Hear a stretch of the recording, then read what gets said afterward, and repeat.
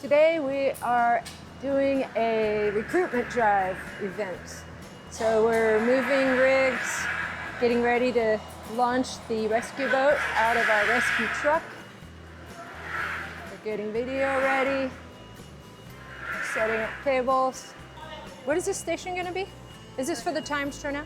Oh, what's the guy doing here? What's the guy gonna be doing? Oh, I have no idea. I think he just for you. I thought you were trying to put the turnouts on the guy. No. All right, so this is the timed turnout station. So we're putting together some turnouts. There's Megan, there's Cody, there's Jason. Jason and Cody are full-time here. Moving the rigs out so we have space. This should be exciting. There's been a problem getting volunteers, I think, all over our town. I know our search and rescue canine team has had really big problems with getting volunteers. And I've heard that from people I've interviewed for the newspaper, that they've had trouble with getting volunteers. We are really low on volunteers here at the fire department. So today we're gonna hopefully sign up some new people. Paperwork. All right. So I need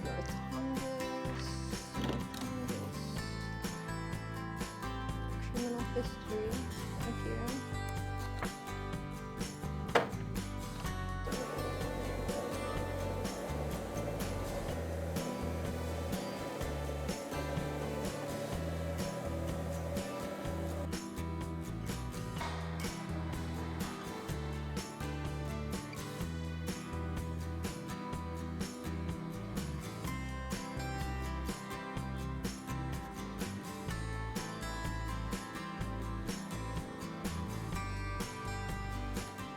Here's the rope rescue station.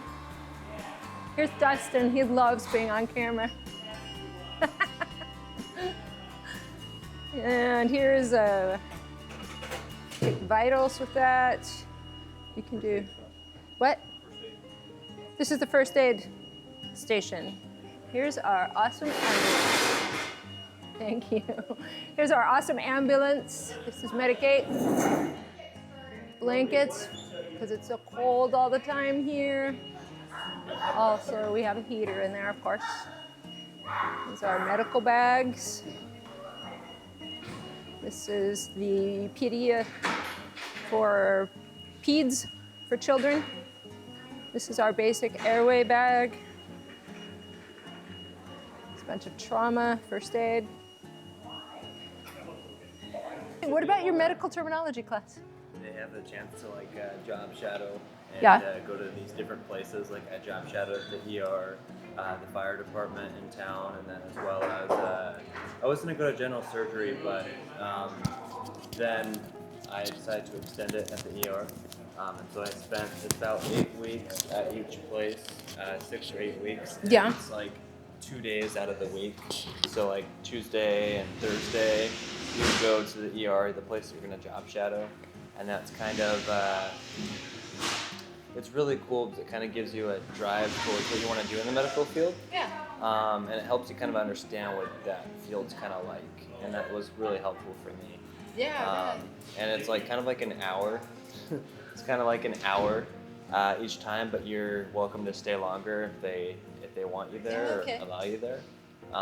And so, you stay longer, the better experience you get. Do you think it kind of, that class and those experiences help kind of encourage young people to get more involved in the community and volunteerism, or do you think that doesn't translate that way? I don't think for volunteerism, I think it just gives them a better idea what the medical field's actually like. Okay. I feel if they're interested in the medical field, they'll take that medical terminology class. Right. And then they kind of get that idea of what the medical field is like. Oh, I'm going to go job shadow at the ER. Yeah. Oh, I mean, that's not really for me. So I might go job shadow maybe at the dentist now or these other different medical field places. Right. So why do you volunteer at the fire Why do I volunteer?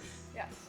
I want to be helpful in the community. Yeah. I like to help people. I think it's part of my duty as being part of the community is to help out where I can. Yeah. So I do it here because this is where I fit in. I love the family. I love the Yeah. camaraderie. Yeah. I mean, as soon as I came in the door, I realized it's family. Yeah. And everybody's treated that way. Yeah. It's awesome.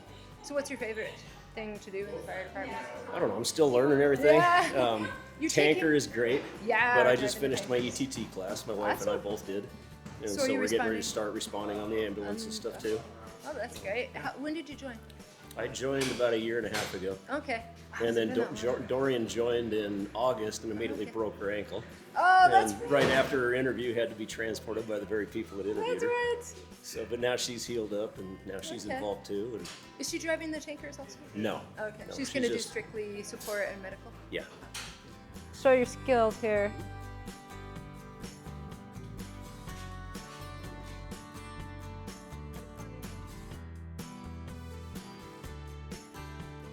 Here's our educational video that I edited. It looks pretty good.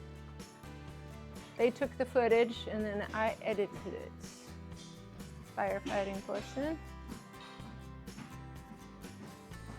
I was on the membership committee, so we worked on different things that would be good for building our membership, for our membership drive, which is today.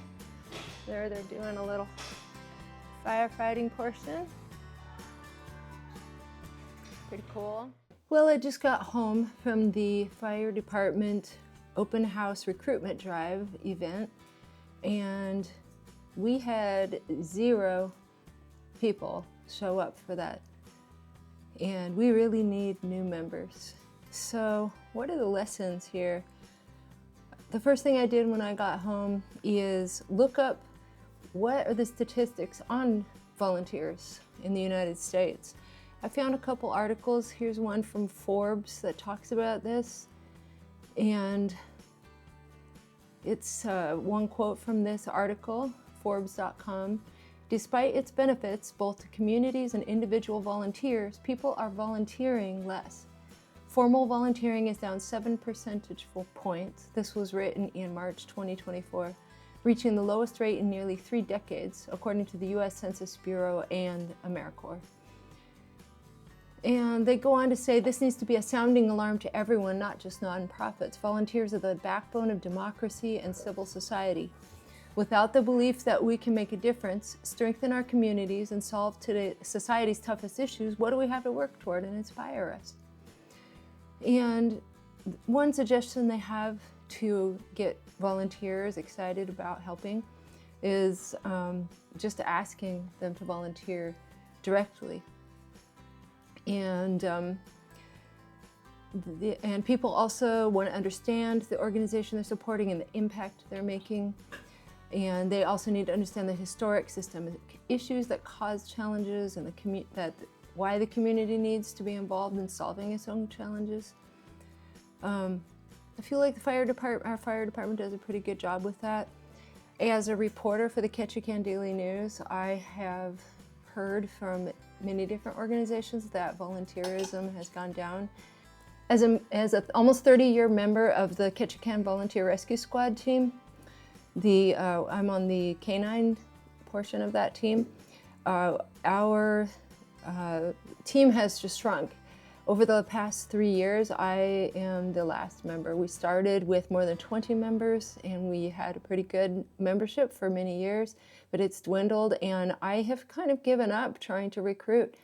Sometimes I'll get people that want to come out and just, have fun with their dog, but I can't keep them when it starts to get tough. I've tried making it more fun. I've tried giving them more information when they join, and then I thought maybe that scared them away, because obviously getting a search dog to be good enough to be certified and find lost people, there's some tests you have to go through, and it takes a couple of years.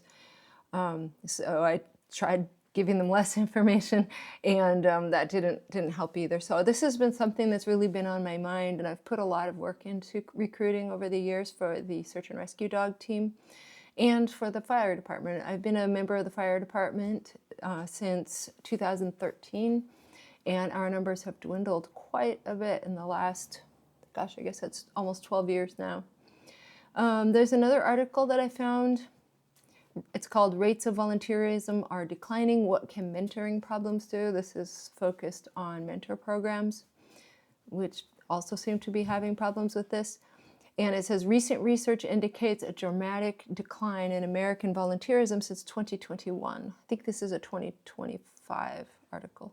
The U.S. Census Bureau and AmeriCorps, it's referencing that same research paper, reported that formal volunteer participation fell to 23.2% in 2021, the lowest recorded level in nearly 2 decades. And they say the downward trend can be attributed to several factors, including economic pressures, shifting social behaviors, and the long-term impact of the COVID-19 pandemic. And a study done in 2021 found that the pandemic caused a 50% reduction in in-person volunteering, and that has lingered. It's been almost impossible to get those people to come back. And I found also another one that referred to the same studies. And in this one, it says the AmeriCorps data released in late 2024 showed that the number of volunteers is rebounding. From September 2022 to September 2023, 28% of adults older than 16 formally volunteered with an organization, which is a 5-point increase year over year. So maybe that's hopeful after today's event that was so disappointing. It's hard to feel hopeful. And there's another one. It also talks about how this other paper I found about fire departments in specifically talked about how fire department volunteers are trending older and older. So we're having a harder time recruiting young people, and they have a whole list of possible recruitment and retention challenges, not only recruiting people, this is what I found on the search and rescue dog team, not only recruiting them, but keeping them. And they list things like time demands and increased training time demands. Some of the standards and requirements of fire departments have gotten more stringent, so you have to train more, and the training is pretty intense. The emergency call volume has gone up. I saw they have a statistic here that the emergency call volume has gone up. And let me find that. Call volume has more than tripled in the last 35 years, due in large part to an increase in emergency medical calls.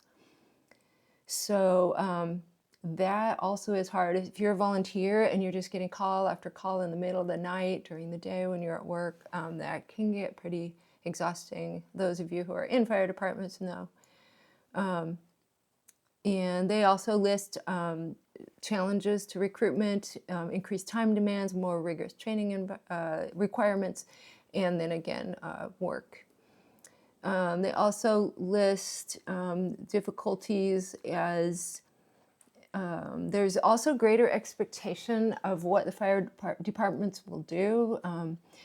They are now not only doing just ambulance calls and house fires, but of course they're doing car wrecks, technical rope rescue. You saw earlier in the video, we have some guys and one, I think just one of our women who are rope rescue experts. So they are doing that. Hazmat training, I've had advanced hazmat training. That was very intense, but I really enjoyed it. And then, of course, you have to get recertified, and that it seems to get more stringent over time.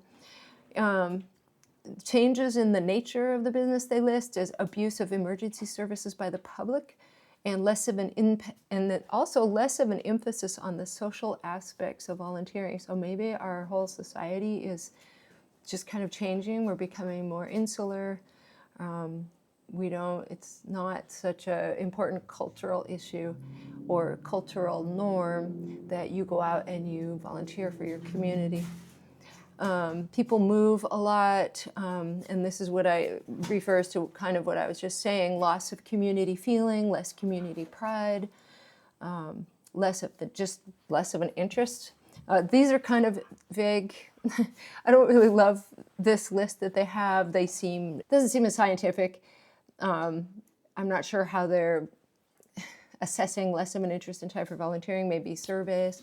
And the last one in that one, it says the me generation. I don't know. To me, that kind of sounds like a cranky old firefighter just thinking that young people are selfish. I have 3 kids, and they're from 20 years old to 28 years old, and they do not seem terribly selfish. I just think they don't really see the rewards in going out and working really hard in these volunteer organizations. I'm not really sure how we can inspire them. So I don't know how we inspire young people to start volunteering. I mean, our older people have stopped being interested. The new people don't want to come in, and they're finding, the firefighters are getting older. The people age 50 and up. So in 1987, in small communities like ours, there was 13.6% of people over the age of 50. That was in 1987. Same size community, so it was 13.6%. In 2020, it went up to 27%, and I can only imagine it's increased in the past 5 years. So what do we do? Our big recruitment drive that we worked so hard to set up, we had most of our members there. We spent hours planning that, and so if you're in a volunteer organization and you're trying to recruit, have you found any ideas that have worked for you? It just seems to be a thing everywhere. If there are ideas that you have, I would love to hear them. If you would leave them in the comments, our whole membership committee would love to hear that. We really, really need volunteers. So yeah, give me your ideas, give me your stories if you're having the same problem.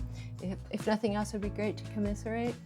Anyway, if you want to see just a fun, goofy video of me driving a tanker around, check out that video. And hope you're having a good day. Thank you for stopping by.